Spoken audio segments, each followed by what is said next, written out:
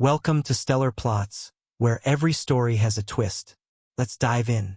To give a little bit of backstory, my son moved 3 states away for college right after graduating high school. He was only 18 at the time, and like most parents, my wife and I were proud of him for taking that step toward independence. But things moved very quickly after that. When he was 19, he met a girl while he was in college. They dated for a short time, and before we really had a chance to get to know her well, they got married. I remember sitting him down at the time and trying to talk to him about it. Not in an angry way, just as a father who had lived a little longer than he had. I told him I felt he might be rushing into something before he was ready. I explained that marriage is a huge responsibility, especially when you're that young and still figuring out who you are. But when you're 19, advice from your parents often sounds like criticism. He insisted he knew what he was doing, so eventually we stepped back and supported him the best we could. Not long after the wedding, both of them dropped out of college and moved back to our hometown. At the time, we assumed it was just part of them figuring life out. Then when my son was 20, they had their first child, a beautiful baby girl.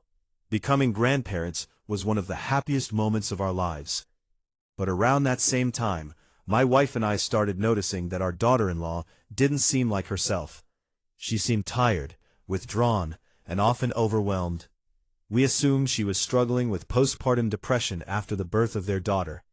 That's not uncommon, especially for young mothers who are still adjusting to such a massive life change. 16 months later, they welcomed their second child, a little boy. 2 babies under the age of 2 is hard for anyone. But shortly after the second baby was born, things between my son and his wife started falling apart. Eventually, they separated. During that time, our daughter-in-law would sometimes bring the kids over to visit us. At first, the visits were mostly about spending time with the grandchildren. But eventually, she started opening up. She began telling us about the problems in their marriage. Now I know there are always 2 sides to every story. I'm fully aware of that. But I also know my son, and unfortunately, a lot of what she was saying sounded very believable. So I tried to talk to him. More than once, actually. I sat him down several different times and tried to have honest conversations about what was going on in his marriage. I told him that relationships require accountability from both people. That sometimes you have to admit when you're wrong if you want things to get better. But every single time, he refused to take any responsibility. In his version of events, everything was her fault.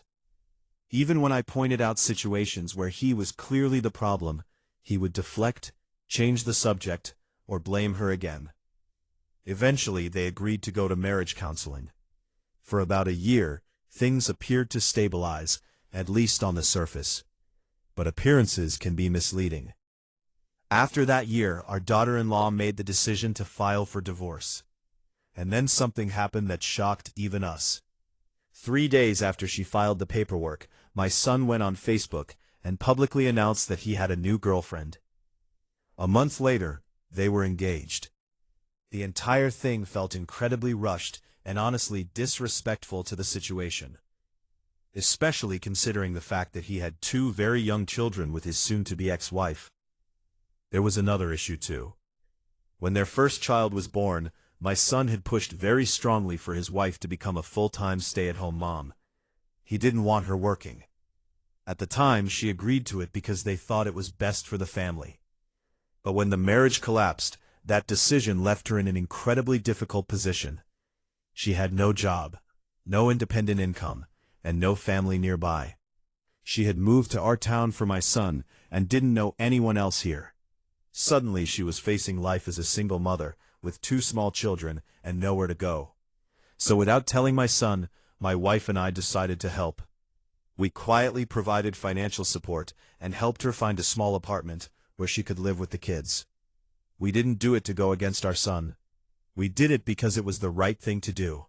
Those children are our grandchildren, and their mother had been part of our family for years. Before the divorce was even finalized, we received a wedding invitation from my son. He was planning to marry his new fiancée. At that point, I knew I couldn't support it. I told him directly that I would not be attending the wedding, and that I couldn't give my blessing. His mother, on the other hand, believed things would calm down, and tried to convince him that she could get me to change my mind. But I stayed firm in my decision. I also asked him one more thing. I told him that out of respect for the mother of his children, I would prefer that he not bring his fiancée to our home. The wedding was scheduled for February 11th. The night before the ceremony, my wife tried one last time to convince me to attend. She said it might help repair the relationship with our son. But in my heart, I knew I couldn't do it. So I didn't go. Our daughter also chose not to attend for the same reasons. My wife did go, though. She picked up our grandchildren, got them dressed for the ceremony, and took them to the wedding. Meanwhile, my daughter and I made a different decision. We spent the evening with my son's ex-wife.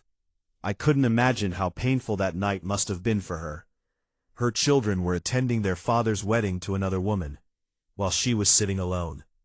When she realized that I hadn't gone to the wedding either, she looked genuinely surprised. So we decided to take her out for the evening. Nothing fancy, just somewhere she could relax and take her mind off everything that was happening. At one point during dinner, I told her something important. I told her that no matter what happened between her and my son, she would always be considered family to us. My daughter even joked that they should just drop the in-law part and consider themselves sisters from now on. Not loud, dramatic crying, just quiet tears. The kind that come from someone who has been holding everything inside for far too long. In that moment, I realized just how badly she needed support, especially on that night. The next morning, my phone rang. It was my son. He was furious. He told me I was a terrible father for refusing to attend his wedding. Then, a few days later, he found out that my daughter and I had spent the evening with his ex-wife. That made things even worse. He said that what we did was the ultimate betrayal. According to him, both my daughter and I would now have to earn a relationship with him again, and only on his terms. And now I'm left wondering if I really crossed a line. I love my son, but I also believe in standing by what's right. So now I'm asking myself, did I betray my son? Or did I simply choose to support someone who needed family the most?